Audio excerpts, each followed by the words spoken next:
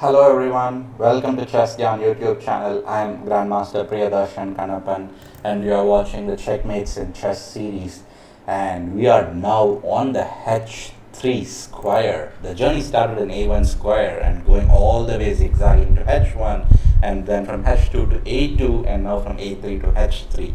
So with that, first, second, third rank gets completed with this particular video. So I'm pretty excited about it, and I'm sure you have watched all the previous episodes and have kind of learned how checkmates has happened in different squares, and kind of like, some cool checkmates, some unexpected checkmates, and so on. And this position is actually not a checkmate that happened on H3 square, and I'm pretty sure you all know about it because this was the homework or the puzzle that I had given in the previous episode about the G3 square checkmates, and asked you to kind of solve how a checkmate would happen on the G3 square. And this position is white to play, and I'm really hoping you all kind of thought about it, like how the checkmate happens, and kind of figured it out. If not, here's the solution. So white side is Matthew Sadler, and he's going after this king. It's very obvious, right? Like if it was white to play without this particular pin, white would just simply move G3 check, and it's a one more checkmate. But there's a C2 rook, like what to do? We had to find out kind of a work around that and see a checkmate. So white plays this very nice rook H1. The point of it is white wants to go king G1, and then the king is under check, and if king G3 go rook H3. So for example, let's say I just make some random move like A5, let's say. Then it's king G1, king G3, and rook H3, and it's a checkmate because this bishop is pinned by the rook and the king cannot go anywhere, and it's a checkmate. So black senses this, that this is the idea that white has, and black comes up with a very kind of innovative solution, I would say, for rook H1, and that is black goes bishop H3. So black is like, I'll put the bishop on H file.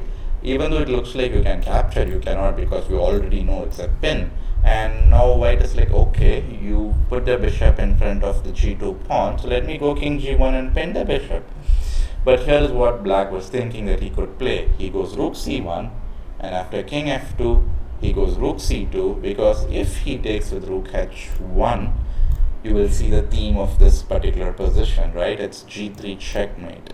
And even though black is one full rook and 2 pawns up, all that matters is checkmate. Who checkmates who, right? So because of this, black decides, okay, I'll go rook C2 check, and keep checking the king. And white goes king E1, and black could capture rook G2, but then after rook takes G2, it's not yet a stalemate because there is one pawn on A6. Lucky that this pawn is on A6, so that now white does not stalemate black by any accident, and white will just go on to win this game. So for king E1, black goes rook C1, and after king D2, rook takes H1, the G3 checkmate was on the board. A fantastic position, I would say this one was. So let's now look at the checkmates that happen on the H3 square. So this is the first position, and it's like, I want to show you like kind of like a few moves of both white and black together. So this game, white was Miranda Voce and black was Anton Korobo, and black is like one pawn up. Black's doing pretty good, but it's still not a very clear win because the black king could come under check if the knight on E2 kind of moves and opens up the E file for the queen to activate, like queen E7 check. Black could be in danger. So, it's like, it's not yet clear like how black is going to win. White goes bishop B2, and white is like, I'm going to take this pawn, I'm attacking the pawn.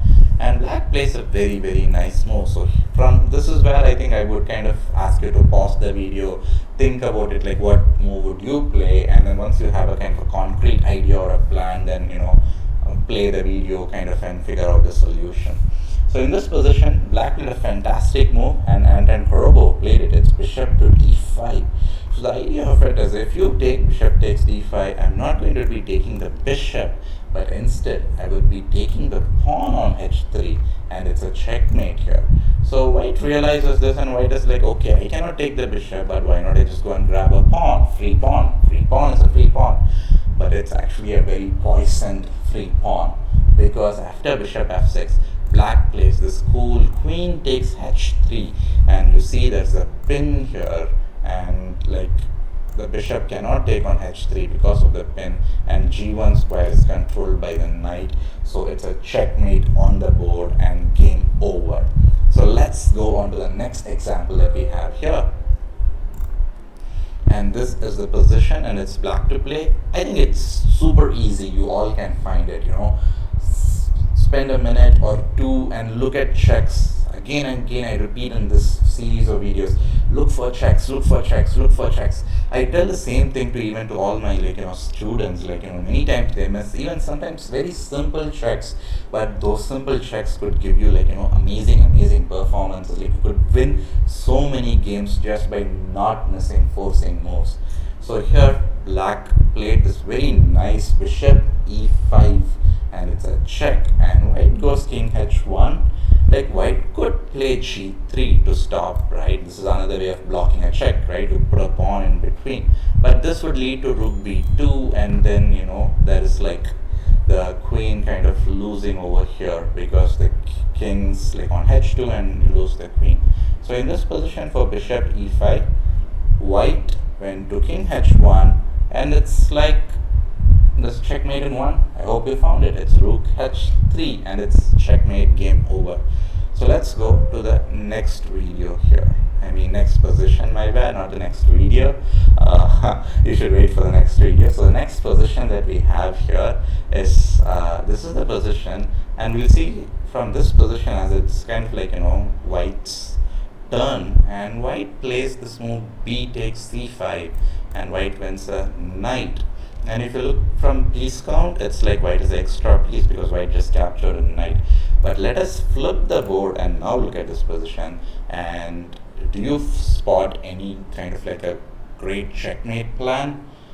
I would highly suggest, if you haven't yet spotted it, pause the video and think how you can build your attack against the white pieces here.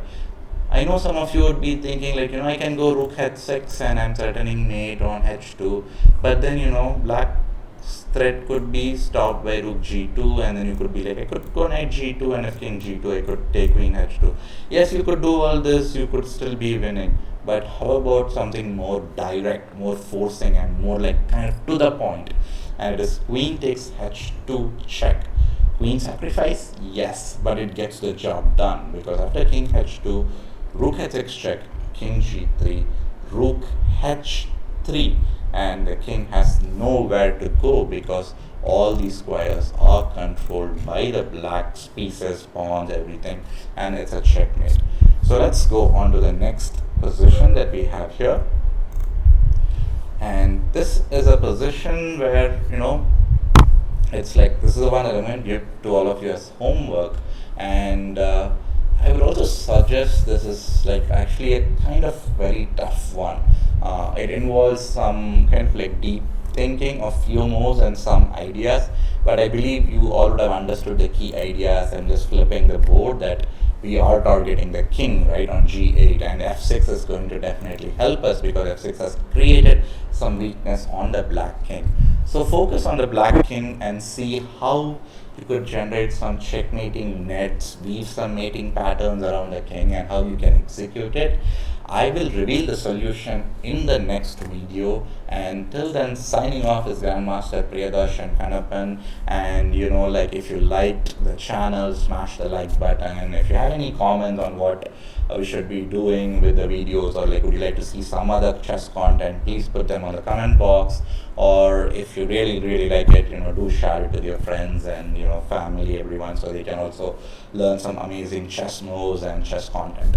So signing off, Grandmaster Priyadharshan Kannappan, and don't forget, this is white to play and checkmate ideas that you see on the board, and I will reveal the solution in next video. Bye bye everyone, bye.